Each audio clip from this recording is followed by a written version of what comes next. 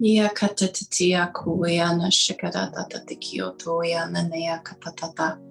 Ikarayo tuiana nakatatia kanayana nakatata. Ia tatatitikuru iana nea katutuku iana nea katatatichushukuru iana nea katata. Ia tatatishkiara yanu iana nea katata. Itititia kaya tushikara tu yananea kututukua. Ikuru tu ya shikaraya nunu kuya nea katata. Ia shukuru ya nanea kuya ya nanana katata tiki shukure ya tatata kio nunu kuya. Ikatachakaraya nunu kutu ya nanakatata. What is light language?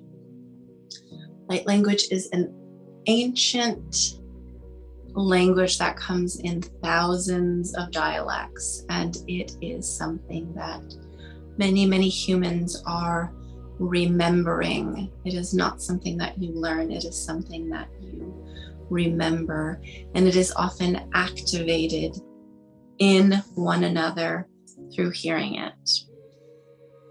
First time that I heard light language was, I remembered there was an awakening that took place in my cells. I didn't know, I had not heard of it at the time. I didn't know what it was. And I listened to a transmission and it just, I remember there being this like switch that got flipped. It was like my entire body went blank and it was reset in an instant. I remember feeling this like slide tray switching. And it was like all of a sudden I just woke up from this sleepwalking. And as I heard it, I didn't really know how to engage with it. I didn't know what to do. I didn't know how to be. And I remembered it bringing up this nauseous feeling in me. And I thought, oh my God, I'm gonna be sick. Like, what is happening here? And then the synchronicities just turned on or up-leveled in a way that I had not experienced before. Was that evening was the first time that I had a experience with ETs in my living room, or in my dining room actually. I had an open kitchen and I was cooking. And all of a sudden I saw appear in front of me these 3 blue beings.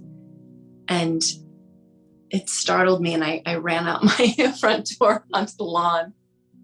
And I remember all of my cells just being in this alarmed state, and I was crying. And at the same time, it was the most incredible tears of joy that I'd ever had. And I was also terrified. So I came back into my home and my daughter had this laser tag gun set. And it all of a sudden was going off in the dining room. And it was making these sounds, and then every 30 seconds it would switch to these other sounds. And then it would switch again, and the gun didn't even make some of these sounds.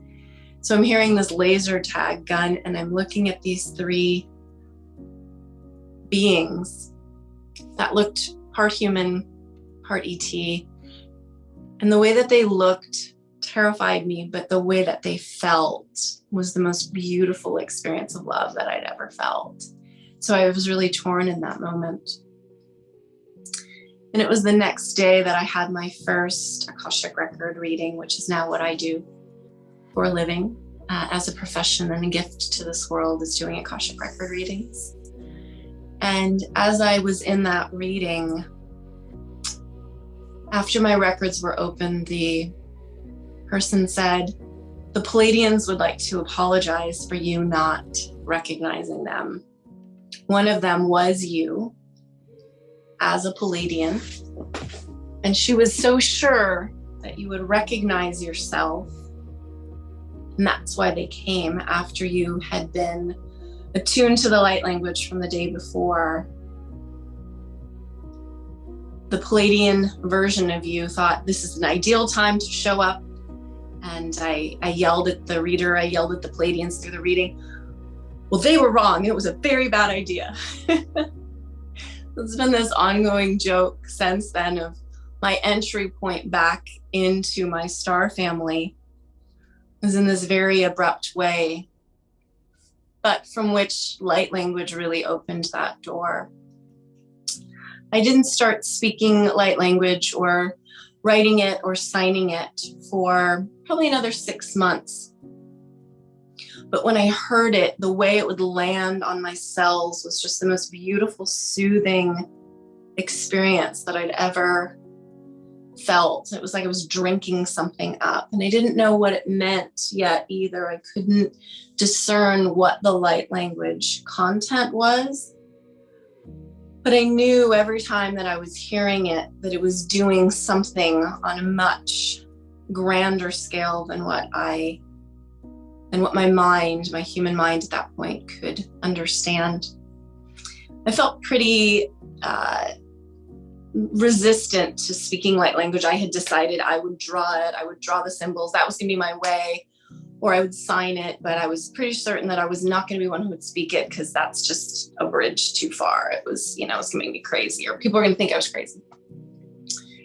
So I was certain that this was the way it was going to come in. And it was true that at first, the way that it did come in was through me drawing it over and over again. I was just like scribbling and scribbling. And it reminded me of from Close Encounters of the Third Kind, where Richard Dreyfuss just kept drawing the mountain or something from his backyard. He was scribbling it and then making it in the backyard. I was like, this is what this feels like. This is so surreal.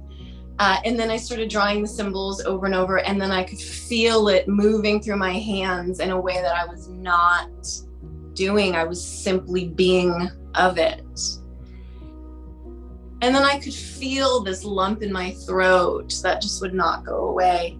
And I was walking around for weeks and weeks just gagging and feeling nauseous from this. And still I was like, nope, this is not happening. I'm not doing this. And the way that light language often comes through is you really don't have a choice. You just become of it, and it comes through you, and it feels in ways at the beginning to be involuntary. And so I was resistant to it. And when I would start to speak it, I would go hide in the closet or run from others so that they didn't hear it. I remember being at a restaurant one of the first times it came through. And I was like, oh God, here it is. And it was like the equivalent of if you feel like you're going to throw up and you run to the bathroom. And I ran to the bathroom, and I remember looking in the mirror, and just this light language was pouring out of me. And as I was looking at my reflection in the mirror, I could see all of these different versions of me, these different lifetimes where I was speaking this. And I was in this bathroom in this Mexican restaurant in Berkeley, California, just sobbing as to this like reunion and this coming home to myself. And since then, light language has become so much a part of my world and my healing journey and helping others. And the way that I use it today is in every session, when there's something that needs to be cleared or activated in a client, doing that by way of light language is a much more significant impact and an easier way to clear or activate someone is through light language. I am also able to translate for the clients what the light language, what the concepts are, and what it's doing. It does not translate exactly to words. It's not sentences. It's a frequency and a resonance, and it holds light in different ways. I also activate people or attune them to remember and starting to speak light language themselves. And it's really remarkable how it changes people when this becomes once again part of who they are. It's a really beautiful experience of expanding and walking further into their soul's highest self. And I'm just so loving the experience of seeing thousands and thousands of people across the planet just so easily walk into this remembering and experience of light language being a part of who they are at their soul's essence. Yeah, and if you are interested in becoming attuned and activated into light language, you can reach out via my website at callingyouhome.com. And I'm Michelle Michaela.